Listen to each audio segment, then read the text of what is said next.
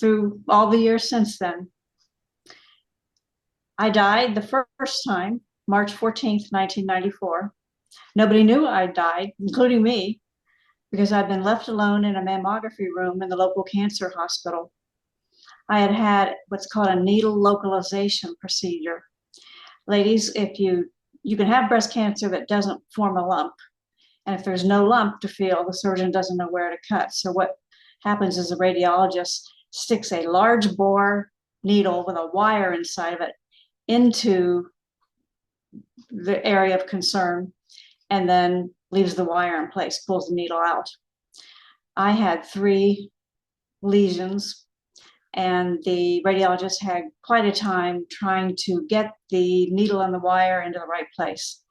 It took about an hour and a half, and she had to go through the entire procedure twice. And what she did was, she stick the needle in where she thought it belonged, and then squish me down in the mammogram machine that had looked like kind of a protractor at the bottom of it with degrees on it, and she could tell by where the wire was in the degrees whether it was in the right place. We went through that 8 times. I kept telling her that I felt sick. I was nauseous. I was sweating. I was starving because you're not allowed to eat anything after midnight before surgery, and this needle localization procedure was necessary before I could go and have surgery to have the lesions removed. And she just kind of ignored my symptoms. After the last set of films, the radiologist and the radiology technician left the room and left me sitting there in a chair in the mammography room. I had the gown on with the wire sticking out and had my arms on the arms of the chair. And my heart was beating so hard I could not get my breath. And so I kept trying breathing exercises to calm it down. And I was scared out of my mind. I was scared I had cancer, and I was scared because of my heart was beating so hard. And I just kept trying to relax myself. And finally, my heart calmed down. I didn't realize it had stopped. I got out of body, and I was standing in front of my body, and I was aware she was behind me. And I was standing there going, cool, I didn't know you could do that. And then I was in blackness, but I saw a speck of light far off in the distance. And as soon as I saw that speck of light, I thought to myself, oh, I know what this is. I'm supposed to go into the light. And the light came at me and filled me with the most unbelievable, unconditional love, which I kind of expected, but also unconditional acceptance of everything I'd ever done. And this love and acceptance were in the form of energy. And it felt like all my molecules were just, tingling and spreading apart. And then I was sending that same love back to wherever it was coming from. So it was just like going through me and out. And while I was there in the light, there wasn't anybody else there. There was nothing to see, nothing to do. There was nothing going on. It was just me in my mind. And so I started trying to figure out what was wrong, what had happened to me. It didn't occur to me that I died because I was completely alive. I'd never been more alive in my life. So I was doing a review of systems, bodily systems, no heartbeat, no breathing, no hot, no cold, no taste, no smell. But clearly I'm alive. And then I started getting what I call our 5 supernatural superpowers. The unconditional love is one. Another one is multiple simultaneous levels of awareness. I could step back and perceive myself as a complete entity, whole and complete, and then step back and observing myself from a broader perspective, and then step back and observing myself from a broader perspective. And I kept doing that out farther and farther and farther. And the farther out I went, the broader perspective I had, and the more I understood about myself. I got a whole bunch of knowings. It seemed like any question I'd ever had in life and didn't know the answer to, I got the answers then. I got downloads about the fact that time isn't real, it's a human fiction, that only applies to beings that mark time like humans do, that math is a language, not a science that applies throughout the universe, that doctors completely misunderstand mental illness, that scientists live inside boxes of their own creation, that I got information about psychics and mediums and near-death experiences, although it wasn't called that. I got the information that dying and crossing over is an automatic process that follows the same steps for everybody. Everyone might not have the steps in the same order, and they might not remember some of the steps, but it's a process designed by Source to ease us back into our natural state. I got a huge download of knowings about humans and what they are, and the fact that I'm not a human. You know, like everybody else, I believed I was my body. And I believed that when my body died, I would continue on like in memories of other people, and that some ephemeral part of me would go to heaven, but it wouldn't be like all of me. Well, I was in heaven. I didn't know it, but that's where I was. And I was completely me. I was the same person I'd always been. I had the same sense of humor, the same likes, dislikes. I felt completely normal, except I didn't have any pain. I didn't have any fear. I received knowings about the differences between the rudimentary personality that a human animal has and the personality that we souls have inside these bodies, and that the personality that you think of as yourself is actually the soul. That personality does not belong to the body. And you're yourself, no matter what you're incarnated in. You're the same person if you're in a rock as if you're in a tree as in an alien. I spent a lot of time getting these knowings. And then I realized that, while I was kind of trying to figure out what was going on, I could see through the back of my head. And I looked down and I saw this body sitting down in the mammography room, arms on the chair arms, just sitting there looking at straight out the back of the room. And I thought, nah, I couldn't have died. I always heard that you go into a light or a tunnel into the light, and I'm already in the light. I didn't go through any tunnel. Boom, I'm in a tunnel. And I don't get these celestial tunnels, with angels and loved ones and stars. I get dirt. I had a dirt floor, stones packed in dirt, like around me. It was like a railroad trestle is what it seemed like to me. I didn't see the railroad ties over top. It seemed like it's an old railroad trestle from like maybe the 1920s, something big enough for like a Model T Ford to fit through, but no bigger.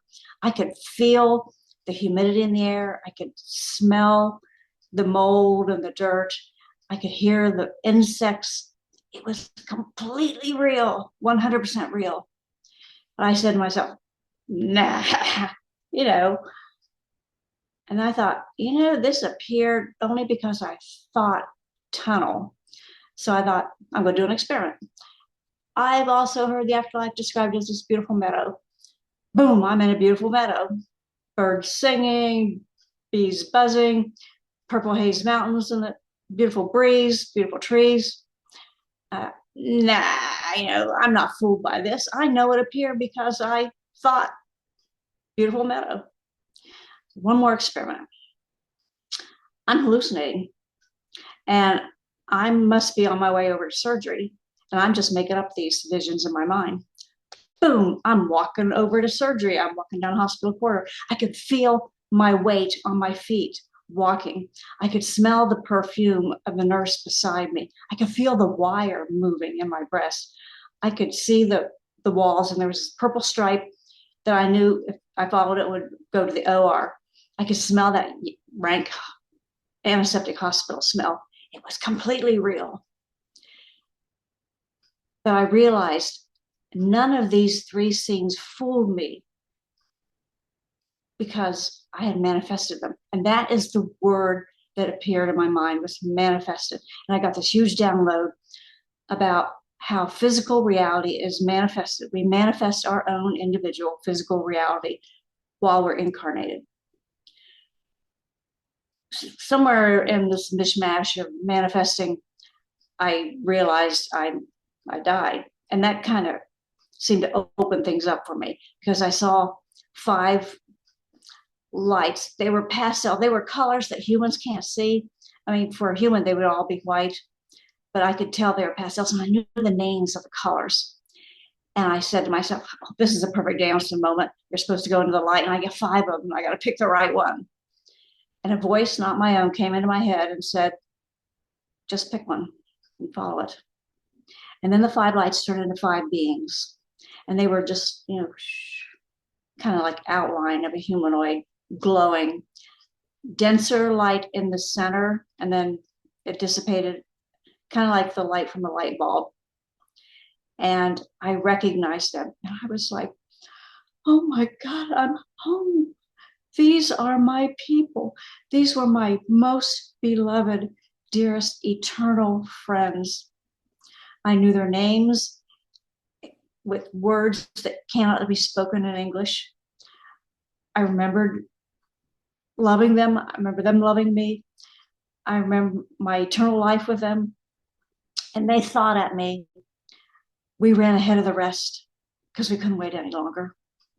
And they reminded me that I had volunteered to come into human life and to Nanci because Source was, well, they called it the rest of us. The rest of us wanted volunteers to come into human life at this particular point in time because of the huge upheaval in Earth and in Earth life that was going to be happening, during this time period. And I volunteered. And they told me they thought that was hysterical. I made the worst human ever. I never really got into the human frame of mind. I never really understood humans. So I was just terrible at it. And so they thought that was hysterical. And they wanted to know, how did it go? They wanted my life review. It wasn't for me. It was for them. It was like they were strangers on an island in the Pacific, and this was a new movie, and they were just lapping it up. So I played my life, Nanci's life, on this like huge bubble that was around me, and scenes from Nanci's life floated on the surface of the bubble, kind of like colors float around on a soap bubble. And one of the 5 light guys was inside the bubble with me. And in this life review, it wasn't just things that had happened. It was everything I ever saw. I remember watching all the skies I had ever seen outside the little airplane I used to fly. I remembered laying in the sun in the yard, every time I laid in the sun in my yard, in my stepmother's yard, it was every sensory input, every thought, every feeling, every dream, every memory, everything. But while that was going on, I started getting a download of all these other lifetimes I had lived throughout the universe as all kinds of creatures and things. There were hundreds and hundreds of them, maybe even thousands of them. And I remembered every single moment of every one of them, all at the same time. And I relived them all at the same time. And I felt complete for the first time since I could remember. And I was just like going wild, remembering these lifetimes. And I got to tell you, my favorite one was I was a nebula, and I was just like floating out in outer space. And I was composed of all these little particles that were all spread out, like a gas, kind of like a cloud. And I could feel myself in all those particles. And I could feel whole, all spread out in all these particles. And I could see the universe. I could see the colors, and I could see the wavelengths of energy. And I could feel it wasn't cold, outer space is supposed to be cold, but it wasn't cold for me. And I could feel my personality and all these little tiny particles. It was just the coolest thing. After I started trying to assimilate all these other lifetimes, I of course realized that human life isn't real. I mean, I had all these other lifetimes. How could human life be my life, And I started feeling like, maybe I ought to ask all the important questions here because I don't know how long I'm going to be here. So I asked, what is God? What am I? What's the purpose of life? Why am I on earth? where's heaven, where's hell, and what's the one true religion? Because I'd been raised as a Roman Catholic and I'd been taught that was the one true religion. I got all the answers. And that's what's most of the material in my books. I was so angry at the answers I got. I felt like I had spent 43 years being a complete and total fool for believing what the Catholic Church had taught me, because I was in heaven and I got all the answers to all those questions. And it wasn't anything like what the church teaches. It was far more beautiful and far more simple and far more comforting. But I was hurt. I wanted to meet Jesus. I wanted to see Mary and Joseph. I wanted what I had believed all my life to be true. And it just wasn't. And I felt like, did my parents and the nuns and the priests think I'm stupid to understand the truth? Did everybody know this but me? Did they think I wouldn't be able to handle the truth? I was just hurt and angry. And I think in response to that, I was shown this kind of like a documentary video of the entire creation of Earth, from its little gaseous molecules glomming together and forming physical matter, to its complete demise, sometime in the future. And the documentary focused on religion and how it got started and why it got started and how it developed over the ages, so that I would understand that it wasn't that my church was lying to me or hiding things from me. They just didn't know. They were being human. All human belief systems are based on observing human life, because that's all we have to go on. And so religions project human character traits onto God. They project human life onto the afterlife. They project kingdoms, a heavenly kingdom or heavenly hosts, because that's what humans had as governments at the time these belief systems were formed. So I was shown that, it was just a natural development of humans being afraid of natural elements and wanting to control life around them and wanting to get some comfort zones around them. And then on into I watched the entire future, and I saw how religion was going to change in the future. I was also shown that Source, what I call God, had sent 1 million messengers to incarnate into humans at this particular time while we're alive now, because there was such a huge upheaval in Earth life and in the planet. And so these messengers were here to guide us. And none of them were priests or rabbis or gurus or spiritual leaders or kings or rulers or anybody that you would think of as a spiritual leader. They were all just regular folks like you and me. Quite a few that I remember were artists, singers, musicians. The only person whose name I remember is Gene Roddenberry, the creator of the Star Trek TV series. He was one of the messengers. And all these messengers had one message in so many different forms. And the message is, we are all one. And when I got back into my body and I started listening to some of these musicians, I could, maybe Nickelback is a rock group that has one song, but if you listen to it closely, they're saying, we are all one. And there were other things like that where I could see the message once I knew where to look. After I watched this documentary and I calmed down a bit, my 5 light being friends said that, it's time to go on to the rest of us. And we started moving through this energy field. Like, I perceived Source and the entire afterlife as an energy field. And I kind of liken it to the sun, and how, when we're on Earth, we can feel sunlight. That's still part of the sun's energy, but it's a weak form.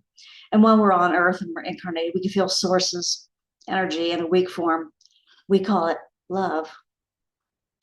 When you get into the afterlife, that love deepens and it becomes hugely intense. And it gets more intense the closer to the core of source that you move. So we were moving through this corona of love on our way to recombining with the core of source. And as we were going through this corona, my 5 light being friend said, you've got to learn how to merge into us, or when we get to the rest of us, you won't be able to handle it. And I wasn't handling things very well anyway. So they taught me how to merge my energy into theirs one at a time. And while I was in their energy, I could live scenes from the physical lifetimes they had lived. I could live scenes from their eternal lifetimes. I could live those scenes as them or as me. And I eventually learned how to merge into all 5 of them at the same time. So we were ready and we moved forward. And once again, I saw creation. I watched it. I felt it. I remembered it. I remember doing it. I remember being the source and creating the universe in my mind. And I could see it forming, like source just wanted to imagine this creative environment where anything could happen. And so it dedicated a nurse will call it a bolus of energy to creating a universe. And that energy evolved over time. Source imposed what we call laws of nature on it, like gravity, molecular cohesion, chemical reactions, physical attraction, things like that. And following all these laws, this energy eventually formed planets and stars and nebulas.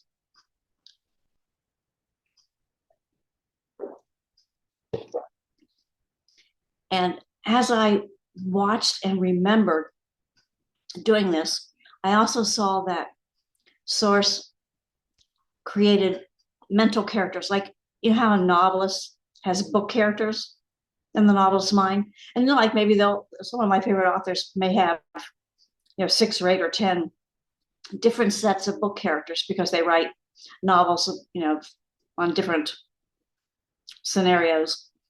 But they keep all these book characters in their mind. And if you know an author very well, you can tell that the book characters have part of the author's own character traits and then some that they make up.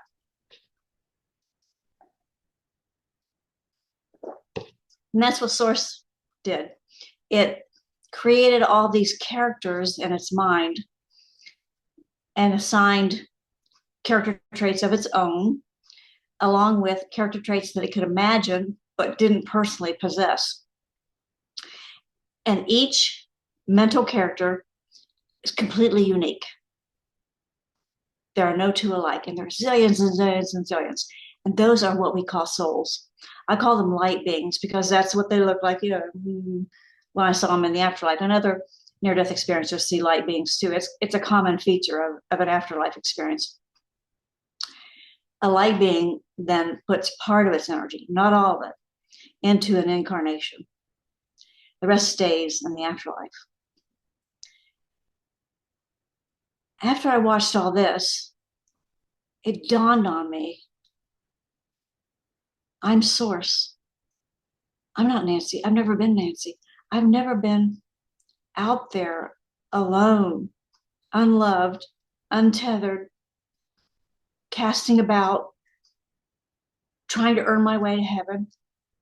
I've never been anybody but Source. And I was just playing this role as Nanci. And it was the most humbling experience.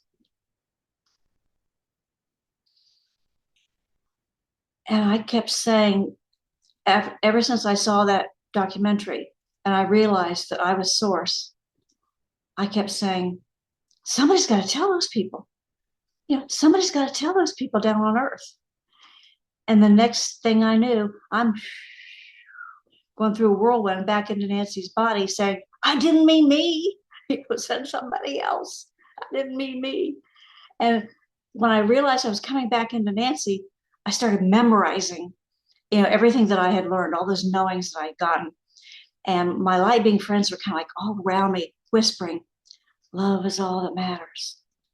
Love is all there is. Love is all that truly matters. And I'm saying, shut up, I'm trying to memorize.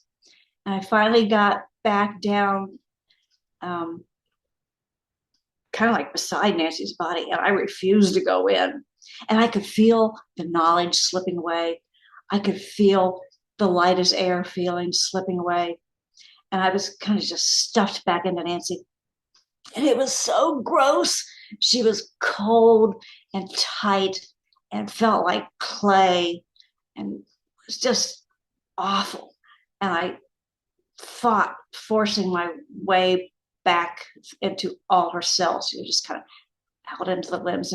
And when I was into the head enough that I could see kind of like through funnels out to where the radiologist was, and I could hear through funnels, the radiologist and the radiology technician talking.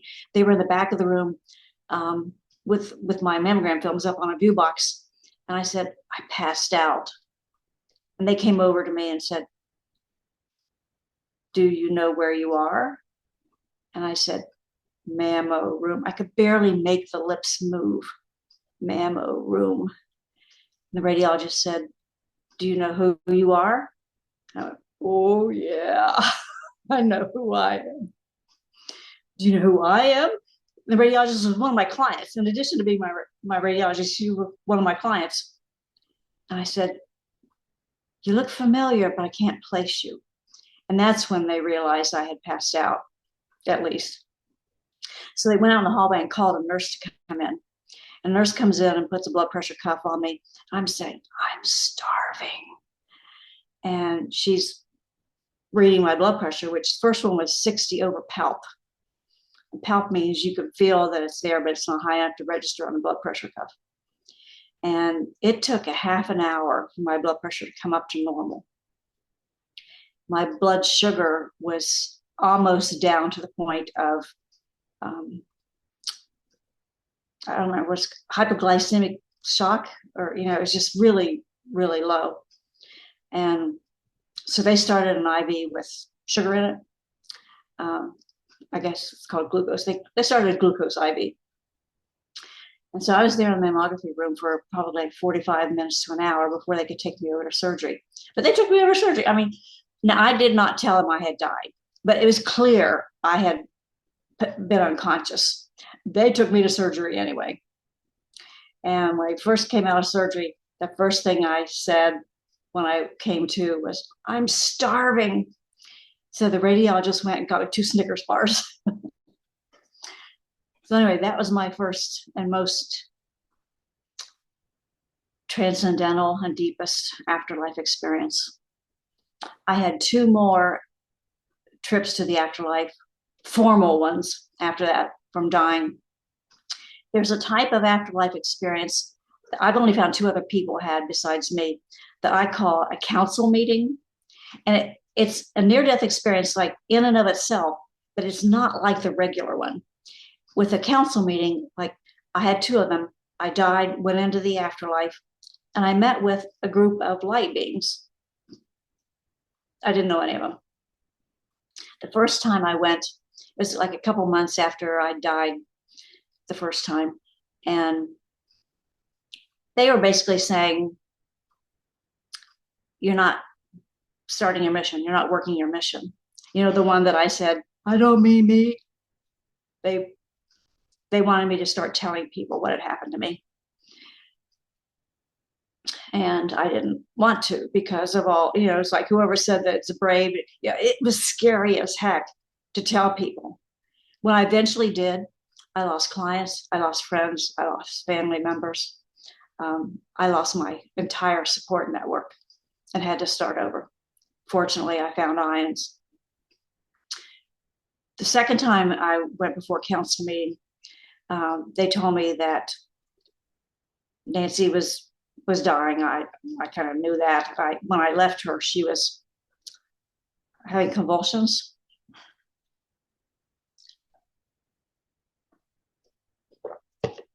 And they said, You haven't worked your mission, and we won't hold that against you. You can come home or you can stay with Nanci. It's your choice. If you stay with Nanci, you will suffer for the rest of her natural life. And so I thought about it. And the first thing I thought was, the source gives you a mission. You don't say no. I wasn't going to fail. I hadn't failed at anything yet. I wasn't going to fail at this. And then I thought, what's this going to do to Nanci? She's going to suffer. But she's going to be dead if I don't go back now. And then I thought, I want to see what's going to happen. I'd seen the future of Earth, and I wanted to see if it was going to come true. So I had all these competing thoughts going on. And when I got back in the body, the only thing I could remember was I had decided to go through with it. And I couldn't remember through with what. So I was definitely ill. I got up, and I'd been in bed for several days, just convulsing, maybe 2 days. And I got up and I went to the kitchen to get some water. And on my way back from the kitchen to my bedroom, I threw up, projectile vomited, all like 8 feet of it, all the way across my dining room floor. And I was going to call 911. I mean, that was my plan. And I thought, that vomit's going to eat through the finish on my floor. So I got a mop and a bucket, and I mopped that sucker up. Then I called 911. And I was in the hospital for 3 days with extremely low blood sodium. And they had to bring it up really slowly. Well, when I was in the hospital that time, when I first got there, with the ambulance and the paramedics, and the ER doctor was trying to get a history from me, I was having that couldn't move the lips thing again. And I said, I'm having a hard time staying in my body. He just ignored that. And I said, I'm having a hard time talking. So you're doing fine. So whatever he got out of me, he decided to do an MRI. So they wheeled me, I had an IV on, they wheeled me down to the MRI room, and I couldn't get in yet. So they just left me on a gurney laying out in the hall.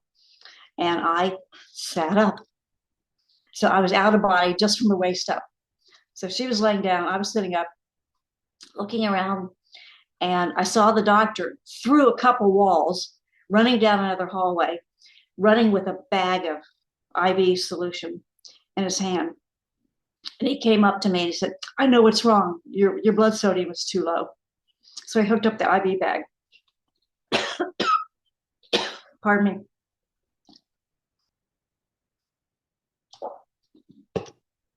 Talking about dying stresses me, so it stresses my voice.